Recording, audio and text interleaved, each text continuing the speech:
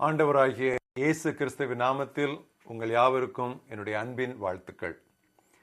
இந்த நாளின் தியானத்தின் தலைப்பு பொல்லாத பொறாமை, போன் கேன்சர். ஆதியாகமும் 4ஆம் அத்தியாயம் முதல் 16 வசனங்கள். ஆதாம் தன் மனைவியாகிய ஏவாளை அறிந்தான். அவள் கற்பம் தரித்து காயீனை பெற்று, கர்த்தரால் ஒரு மனிதனை பெற்றேன் என்றாள். பின்பு அவனுடைய சகோதரனாகிய ஆபேலை பெற்றாள். ஆபேல் ஆடுகளை மேய்க்கிறவனானான், காயின் நிலத்தை பயிரிடுகிறவனானான். சில நாள் சென்ற பின்பு காயின் நிலத்தின் கனிகளை கர்த்தருக்கு காணிக்கையாக கொண்டு வந்தான். ஆபேலும் தன் மந்தையின் தலையீற்றுகளிலும் அவைகளில் கொழுமையானவைகளையும் சிலவற்றை கொண்டு வந்தான். ஆபேலையும் அவன் காணிக்கையையும் கர்த்தர் அங்கீகரித்தார். காயினையும் அவன் காணிக்கையையும் அவர் அங்கீகரிக்கவில்லை. அப்பொழுது காயினுக்கு மிகவும் எரிச்சல் உண்டாகி அவன் முகநாடி வேறுபட்டது. அப்பொழுது கர்த்தர் காயினை நோக்கி, உனக்கு ஏன் எரிச்சல் உண்டாயிற்று? உன் முகநாடி ஏன் வேறுபட்டது? நீ நன்மை செய்தால் மேன்மை இல்லையோ? நீ நன்மை செய்யாதிருந்தால் பாவம் வாசற்படியில் படுத்திருக்கும். அவன் ஆசை உன்னை பற்றி இருக்கும், நீ அவனை ஆண்டு கொள்ளுவாய் என்றார். காயின் தன் சகோதரனாகிய ஆபேலோடு பேசினான். அவர்கள் வயல்வெளியில் இருக்கும் சமயத்தில் காயின் தன் சகோதரனாகிய ஆபேலுக்கு விரோதமாய் எழும்பி அவனை கொலை செய்தான். கர்த்தர் காயினை நோக்கி, உன் சகோதரனாகிய ஆபேல் எங்கே என்றார். அதற்கு அவன், நான் அறியேன், என் சகோதரனுக்கு நான் காவலாளியோ என்றான். அதற்கு அவர், என்ன செய்தாய்? உன் சகோதரனுடைய இரத்தத்தின் சத்தம் பூமியிலிருந்து என்னை நோக்கி கூப்பிடுகிறது. இப்பொழுது உன் சகோதரனுடைய இரத்தத்தை உன் கையிலே வாங்கி கொள்ள வாயை திறந்த இந்த பூமியிலே நீ சபிக்கப்பட்டிருப்பாய். நீ நிலத்தை பயிரிடும்போது அது தன் பலனை இனி உனக்கு கொடாது. நீ பூமியில் நிலையற்று அலைகிறவனாயிருப்பாய் என்றார். இன்றைய மனப்பாட வசனம் நீதிமொழிகள் 14:30. மன அமைதி உடல் நலம் தரும், பொறாமையோ எலும்புருக்கி. A sound heart is life to the body, but envy is rottenness to the bones. பொறாமை நமக்கு இல்லை என்று நம்மில் பலரும் நினைத்து கொள்ளலாம். ஆனால் பக்கத்து வீட்டாருக்கு 10 கோடி பரிசு விழுந்து அவர்கள் கார் வாங்குவது, வீடு வாங்குவது, நிலம் வாங்குவது என்றெல்லாம் துவங்கினால் அப்பொழுதுதான் நமக்கு பொறாமை குணம் இருக்கிறதா இல்லையா என்று தெரியும். தன்னை விட பிறர் நல்ல நிலைமையில் இருந்தால் ஒருவருக்கு எழும்பும் காழ்ப்புணர்வே பொறாமை எனப்படும்.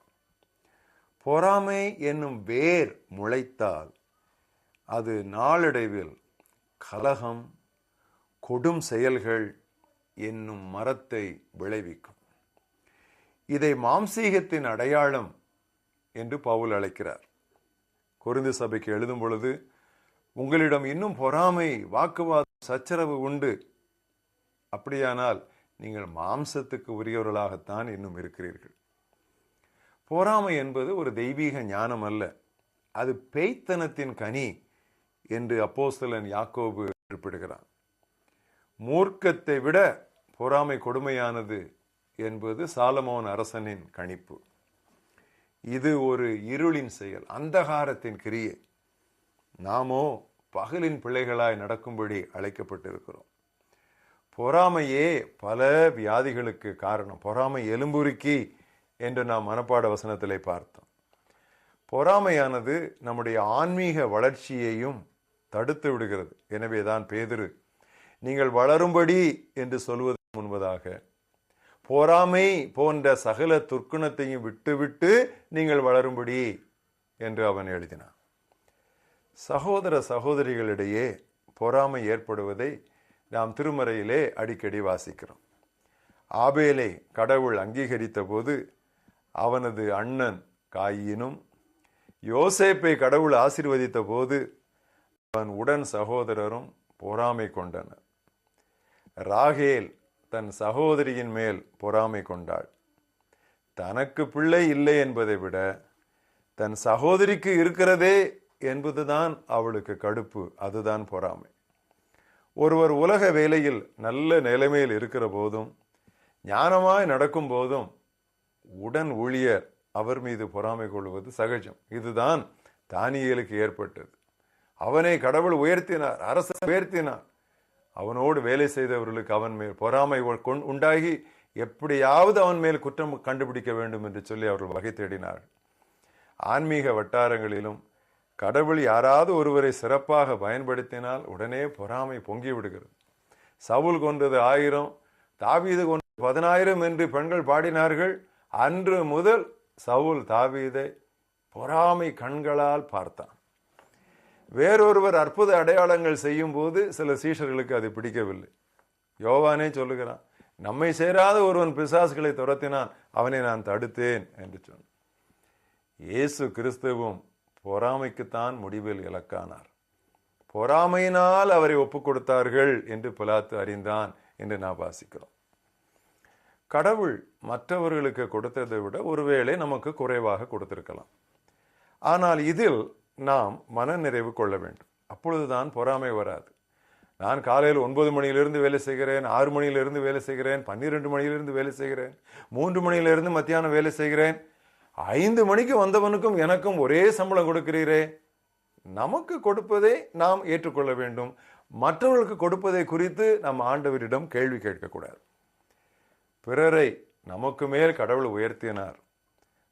சவுலை போல நமக்கு பயமோ பாதுகாப்பற்ற உணர்வோ, ஃபீலிங் ஆஃப் இன்செக்யூரிட்டி வரவே கூடாது. தலைவர்களுக்கு முக்கியமாக அது வரவே கூடாது. பரிசேயர் எல்லாரும் பயந்தார்கள். உலகமே இயேசு பின்னால் போயிட்டே என்று சொன்னார்கள். ஆன்மீக காரியங்களில் நம்மை விட பிறர் புகழ் பெறும் பொழுது இதனால் கடவுளுக்குத்தான் வெற்றி, அவருடைய அரசுக்குத்தான் லாபம் என்று நாம் புரிந்து கொள்ளுகிற முதிர்ச்சி நமக்கு வேண்டும். யார் செய்கிறார் என்பது பெரிதல்ல. பவுல் செய்தால் என்ன, அப்பல்லோ செய்தால் என்ன, விளையச் செய்கிற தேவனுக்குத்தான் எல்லா விளைச்சலும். ஒரு பழமொழி உண்டு தமிழிலே, யாரு குத்தினால் என்ன, நல்ல அரிசியானால் போதும். It matters not who pounds the berry provided it becomes rice. ஒருவேளை நீங்கள் பொறாமைக்கு ஆளானால் நீங்கள் என்ன செய்ய வேண்டும்? அவன் என்னை பார்த்து பொறாமைப்படுகிறான், அப்படியானால் என்னிடத்தில் ஏதோ கூடுதல் இருக்கிறது, உயர்வாய் ஒன்று இருக்கிறது என்று சொல்லி நாம் பெருமைப்படாமல் யோசேப்பை போல ஆண்டவருடைய திருவசனத்திற்கு நாம் நம்மை ஒப்புவிக்க வேண்டும். அப்பொழுது திருவசனம் நம்மை புடமிடும். பொறாமையினால் இயேசுவுக்கு விடுதலை கொடாமல் பரபாசை பிலாத்து விடுவித்த போதும் இயேசு பொறுமையாய் தந்தையாகிய கடவுளுக்கு தம்மை பூரணமாய் ஒப்பு கொடுத்தார். வேலையில் பொறாமைக்கு இலக்கான பொழுது தானியேல் என்ன செய்தான்? தொடர்ந்து எல்லா பகுதிகளிலும் உண்மையும் நேர்மையுமாய் நடந்து கொண்டான். நீதி உள்ளவன் இன்னும் நீதி செய்யட்டும். பில்லி கிரஹாம் இவ்விதமாக எழுதியிருக்கிறார், பொறாமையானது பெயர் புகழை கெடுக்கும், கொலைக்கு வழிநடத்தும். பொறாமையானது நமது நண்பர் வட்டாரத்தை குறுக்கும், நமது தொழிலை நாசமாக்கும், நமது ஆத்துமாக்களை குள்ளமாக்கும். பொறாமையினால் ஆயிரங்கள் சபிக்கப்பட்டிருப்பதை நான் கண்டிருக்கிறேன். பொறாமை எலும்புருக்கி வேண்டாம் அந்த கேன்சர் நம்முடைய உடலிலும் உள்ளத்திலும். ஜெபிப்போம்.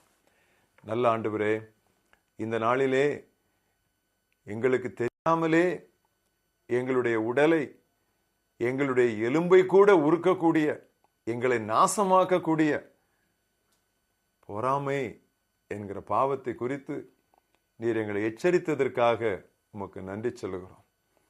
கர்த்தாவே, யார் மீதும் எங்களுக்கு பொறாமை வேண்டாம்.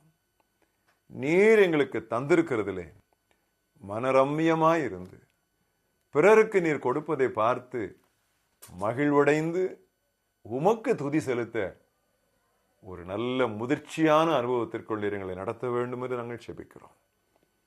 நாங்கள் பொறாமைக்கு இலக்கானால் கர்த்தாவே, நாங்கள் பதறிவிடாதபடி, அதற்கு எதிர்ச்செயல் புரியாதபடி, நியாயமாய் தீர்ப்பு செய்கிற உமக்கு நாங்கள் எங்களை அர்ப்பணிக்க எங்களுக்கு உதவி தாரும். தொடர்ந்து கர்த்தருக்கு முன்பாகவும் மனிதருக்கு முன்பாகவும் யோக்கியமானவைகளை செய்து கொண்டே இருக்க எங்களுக்கு கிருபை தாரும். இயேசு கிறிஸ்துவின் நாமத்தில் பிதாவே, ஆமென்.